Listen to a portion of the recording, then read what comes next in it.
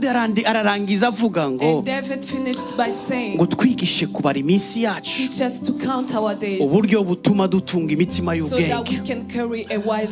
Mu Cyongereza arababisobanura ugutandukanye. Hari version ivuga ngo teach us to use wisely all the time we have. Teach us to see how short our life is,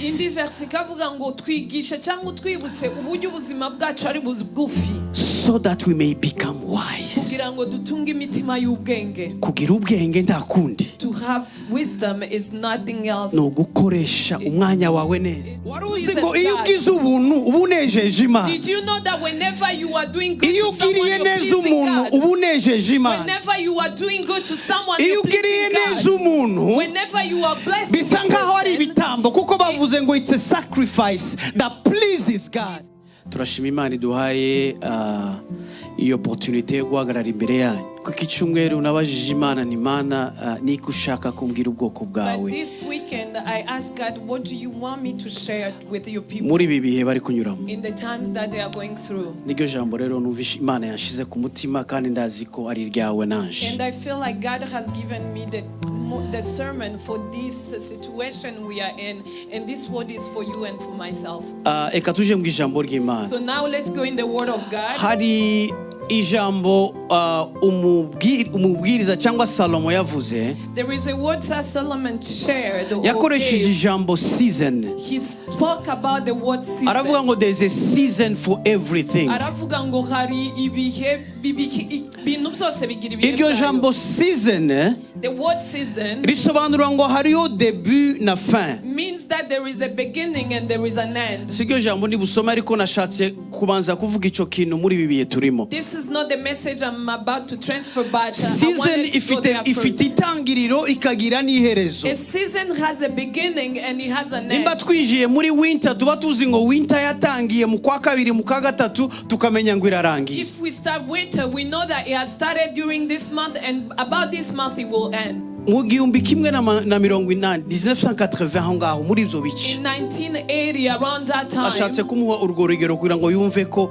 nibihe abantu banyuramo ni season abantu banyuramo bagatambuka. I want to share with you this because so that you know there are seasons you go. Twari tukiri batoya twebwe mu muryango waje. So young in my family. Ariko bagiye batubwira amakuru. But they told us the history of our family. Hari history yagiye ibaho mu muryango wanje. There is a history that kept repeating itself in my family. Gihe feu Gisaro yitavye Imana. The time that our grandpa Gisaro passed. Nyuma y'umwaka umwe urumvaga niwe wari nk'umutwe w'umuryango wacu. He was like the leader of our family at that time. Nyuma y'umwaka umwe undi wari usigaye nk'umutwe umusimbura witwa Rwemangiyo nawe aratambuka.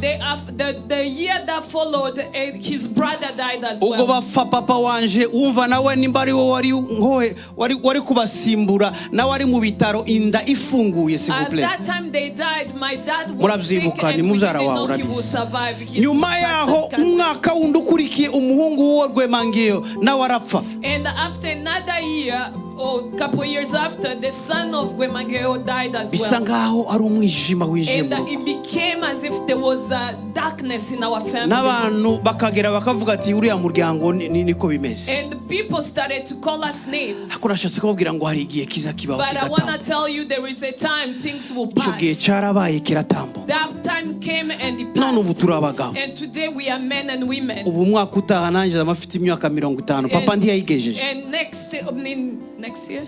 Yes. In the year to come. You are ubizi. No, I wanted to keep a secret for you. So Oyana mumugisha when I turn 50 I will celebrate. Amen. Because my dad didn't turn 50. So next year he turns 50 but his dad wasn't able to reach that. Nimba everybody can die. No ndibaza ati nimba umuntu wese yapfa. Niki umuntu yakora. Aya magambo aza ku mutima rero.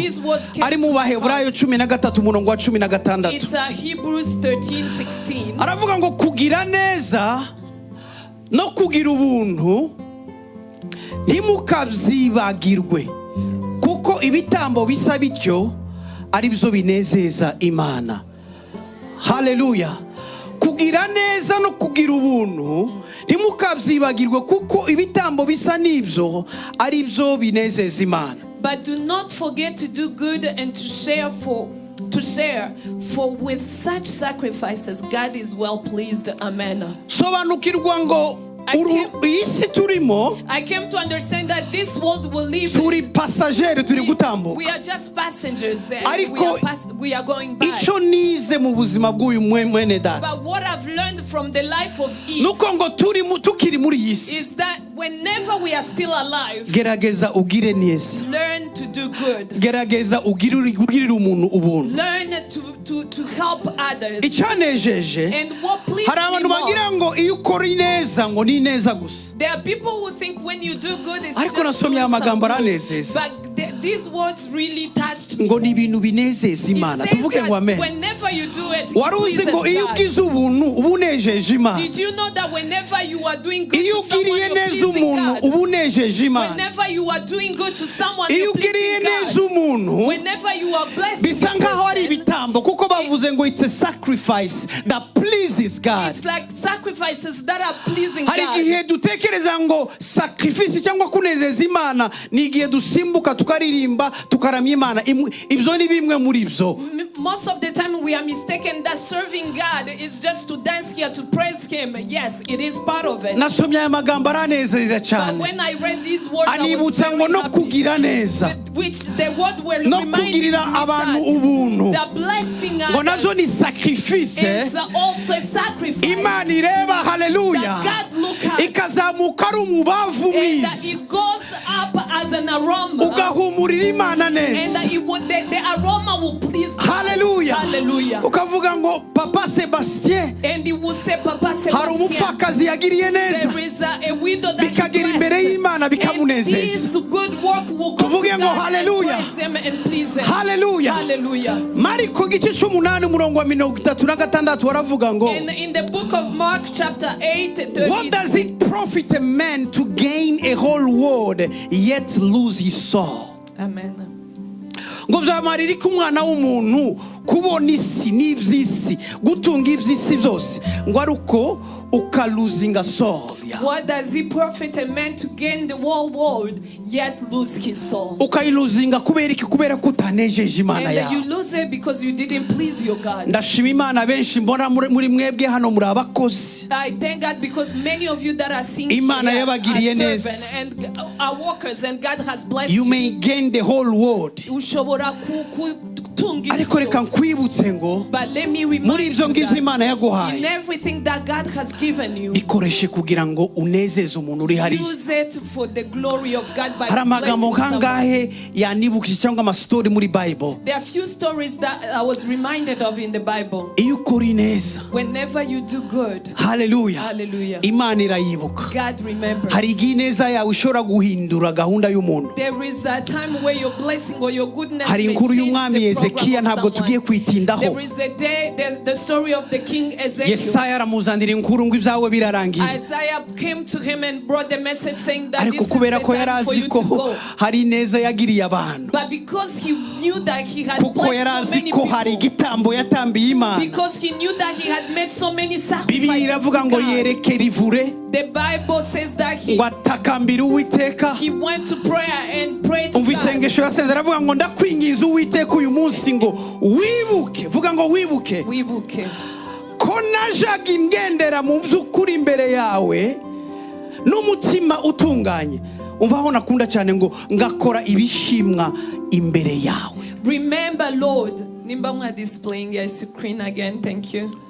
Remember, Lord, how I have walked before you faithfully and with wholehearted devotion and have done what is good in your eyes. Amen. Ngakora ibishimwa imbere I yawe. did what was good in your Yibutse Imana eyes. ngo nigeze kugukorera neza. So he was reminding God of his works. Hallelujah. Hallelujah. And because of that, Kandi kubera iyo mpamvu, God remember that. Imana iribuka. Ihamagara Yesaya ati garuka vuba vuba. And God called Isaiah back and Ndahinduye said, plan "Go, yanje. I just changed my Nibutse plan. umwami Hezekiya I yakoze. remember what this man has Ndashaka kuvuga done." ngo God's plan can change because of your work. Ndashaka kukubwira ko imigambi y'Imana ishobora guhindurwa n'imirimo yawe. Imirimo yawe myiza Your good work yahindura gahunda may z'Imana. change the plans of God. Muzi nkuru mwagira ngo nabadamu nabagabo gusa ariko hari n'indi nkuru You y'umumama. might think it's God's friendship with the men only, but there is a Umumama story with the witwa woman Dorcas as well. cyangwa Tabita. We know the story of Dorcas. Hallelujah. Hallelujah. Bibiri iravuga ngo gihe kiragera ararwara. The Bible says that it came a time where she got sick Aragwara aragera aho arapfa. and she died. Ariko kubera imirimo myiza yakoraga. But because of the good Uvuko works that Bibiri she ivuga ngo did, Iyopa hari umugore the Bible says that at Joppa there was a woman. umwigishwa witwaga Tabita risobanura Dorcas ngo uwo mugore ngo yagiraga imirimo myiza myinshi n'ubuntu bwinshi. So this woman has good deeds and she had mercy. Hallelujah. Iyo ukomeje hasi yamaze gupfa ngo abapfakazi bose ngo barahagarara iruhande rwe barira berekana amakanzu n'imyenda Dorika yababoheye. And when she died, women came crying, bringing all the good stuff that she made for them. Ko ndavuga ngo imirimo yawe myiza yahindura gahunda y'Imana ku What I buzima try bwawe. to emphasize is that your good work may Ko change the ndavuga plans ngo of God. igihe tukiri muri iyi si ya gatatu batwigishije. So whenever we are still in this third world that they Reka taught us dukore about, imirimo myiza. let's learn to do good. Kubera imirimo myiza Because of our goodness, uyu mudamu yongera abaho. this woman lived more. Abapfakazi n'ingorwa barasenga baravuga ati icaduha ntitwumva impamvu uyu mudamu yapfuye. So the women, the widow cried and said, we don't understand why she should die. Nakwifuriza kuba umwe muri abo bantu Imana yareba ukavuga ngo Amen. je prends plaisir en cette Amen. personne. Imana ikareba ati uyu muntu aranezeza.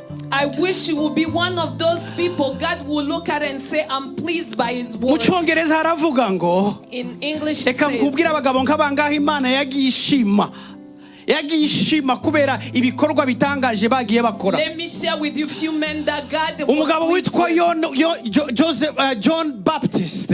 The man called John Baptist. Mu Cyongereza avuga ngo I tell you among those born of women there's no one greater than John. ngo mubavutse bose ku mugore ngo nta muntu ukomeye Imana ikirahira umuntu kubera ibikorwa byiwe. God love a person because of his Umugabo work. witwa Yobu Imana iramureba iravuga ngo ibwira Satani ngo have you noticed my servant Job? And also came Job. He's the finest man in all the earth and he's blameless. Imana iravuga ati ese Satani wabonye umugabo witwa Yobu. Hari abantu Imana izireba. Hallelujah. There are people God Imana look at. ikabirahira. Hallelujah. God will swear by their Imana names. ikavuga ngo nishimiye uyu And he will muntu. say, I'm rejoicing Imana in this ireba person. Dawudi iravuga God ngo looked at David I and have said, found David the son of Jesse a man after my own heart. aravuga ngo dore mbonye Dawudi umwana wa Yese ngo umugabo ufite umutima nk'uwanje. Ko ndababwira ngo bene data ba papa n'abamama n'abasore bari ahangaha. What I'm trying to say to all of you here, Nimba hari icyo twakwibuka muri weekend tuvuyemo. there is one thing we can keep thinking of during this week. Mu byo dukora byose bene In data. everything we are doing, Reka twibuke ngo turi aha hantu. remember that while we still Reka here, dukore neza. let's do good. Reka tugirire abantu Let's neza. bless others. Hallelujah. Amen. Reka ndangize muri aya magambo. Let me conclude in these words. Ndashaka ngo kubaza iki kintu. I want to ask you this question. Ibibazo bikeya nshaka kubaza. It's only a few questions I want to ask. Ndabibaza biri mu Cyongereza nabiteguye mu Cyongereza. Aravuga ngo what will God remember you about? Nibiri mu Cyongereza ikibazo cya mbere kiravuga ati se niki Imana izokwibukiraho? Have you given serious thought of how you will be remembered? Ese wari witekerezaho ukibaza uburyo uzibukwa? How will people measure your life? Ese ni gute abantu bazashira ubuzima bwawe ku gipimo? What kind of impression or impact are you making on others? Ese ni gute ubugingo bwawe burimo gufasha ubugingo bw'abandi? Are you coloring your obituary with the good works today? Ese urimo kwandika cyangwa urimo kwandika amajambo abantu bazokuvugaho umunsi Hari uzotaha? ikintu bita obituary cyangwa eulogy. Hari ay'amajambo baza basoma umunsi umuntu yaratashe. umwirondoro. iyo warangije When you have finished your ntaco waba journey, ukibikozeho papa there is Pierre. nothing you can do about it anymore. basubira mu buzima bwawe uko wabayeho. You will not go back to your life. hariyo nateguye babereka hariya, There is one thing I wrote. wenda bakandika ngo in loving memory, Hari utujambo baza bandika tuvuga ngo in loving memory. ariko uyu munsi ndashaka kugupresentinga a blank obituary. Uno munsi rero ndashaka kuguha rupapuro ariko rutarandikwaho ijambo na rimwe. And you have a chance today Uno munsi ufite iyo opportunity to write your obituary ufata umwanya utangire wiyandike ibyo ushaka by whatever you do.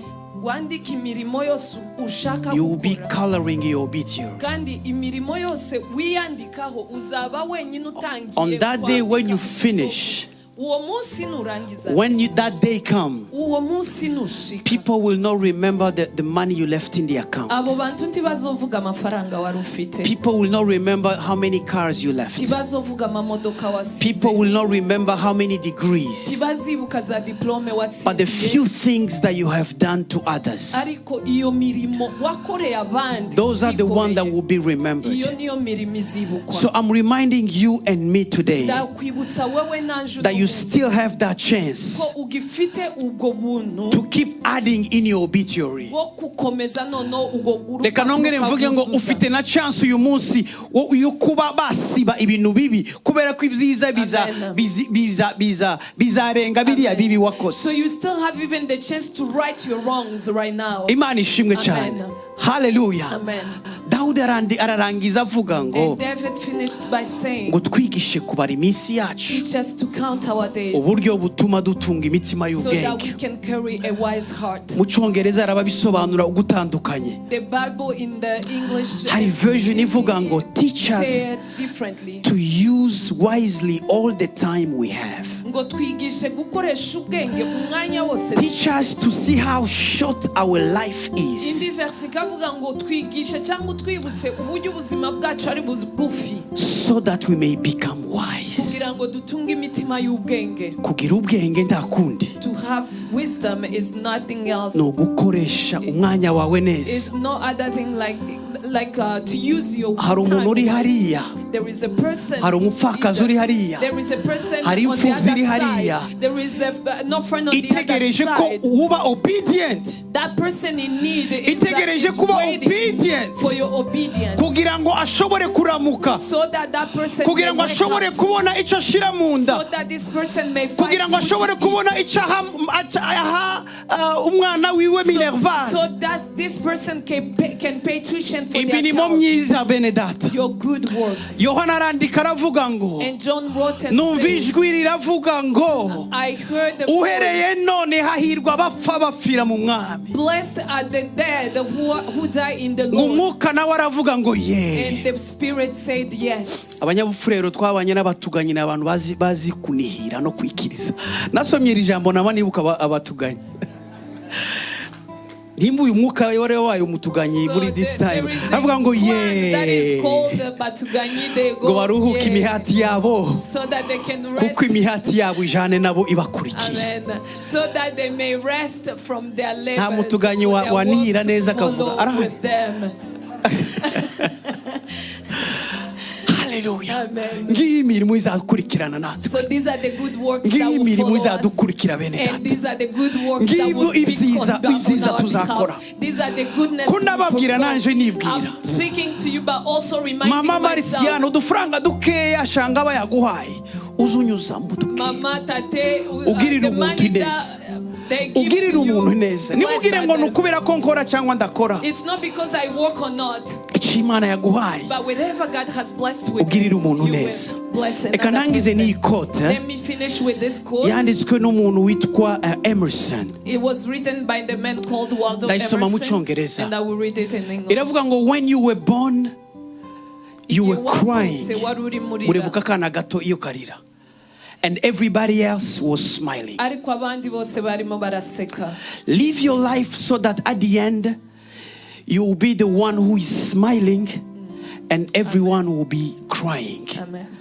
Rero Hallelujah. baho ubuzima butuma umunsi uzopfa wewe uzogenda wishimye kubera imirimo myiza wakoze, niko nibwira, ariko abandi barira ko bakubuze. Abandi bakarira kubera ko bakubuze kubera imirimo myiza wakoze. You will be going Hari abantu baza batambuka, everyone else will be crying because abantu bakavuga ati Imana ishimwe ko bagiye, nubwo batawivuga. I think there are people who when they ariko nurangiza abantu barire bavuge ati uyu muntu wewe wishimye kubera imirimo myiza. Who whenever you die, people you will be happy because you did well, but people will be crying because they are losing someone important. Let's pray. Urakoze Yesu. Thank you, Jesus, kugira neza, for your goodness. Icyubahiro n'ikuzo nibibi byawe. All the glory and power be yours. Aya magambo mano duhaye gusharinga, These words that we just shared, reka be wake up call. May they become a wake up call Kumusoro urahangaha n'umupapa for urahangaha, a young man, a man and woman, kugira ngo twibuke kandi so that we might be reminded kandi again tumenye ngo and know gupfa tuzapfa, that one day iyi si it tuzayivamo. will be that we will die, and Ibyo nta this gushidikanya, world. There is no kuko doubt about n'abasore it. b'imigenda bari kugenda. Because even wonderful and Ariko beautiful men have left. twibukiranye uyu munsi wa none But ngo today we are reminding ibyo each other tuzakora hano ku that isi, whatever we will do ibyo on turi earth, kubiba hano ku isi, whatever we are sowing ineza down turi here, kugirira the abantu, goodness we are doing ubuntu to turi others, kugaragariza the abantu, mercy ibyo nibyo that we are bizasigara showing, bivuga those are cyane, the words that will speak ibyo nibyo louder, bizasigara and byomongana. those are the words that will shake the world. Haleluya. Hallelujah. Udushoboze Kristo wera, Enable us, oh God, udushoboze Kristo wera, enable us, kugira ngo oh Father, nituva muri iyi si, so that when we leave oh this world, haleluya, Hallelujah, tuzavuge nk'uko Pawulo yanditse, so we can speak avuga like ngo Paul narwanye intambara and say, nziza, I've fought a good fight, nasohoje and urugendo. I finished my Umugisha ubwoko journey. bwawe Bless your mu people izina rya Yesu in the Kristo. name of Jesus. Amen. Amen. Amen. Hallelujah.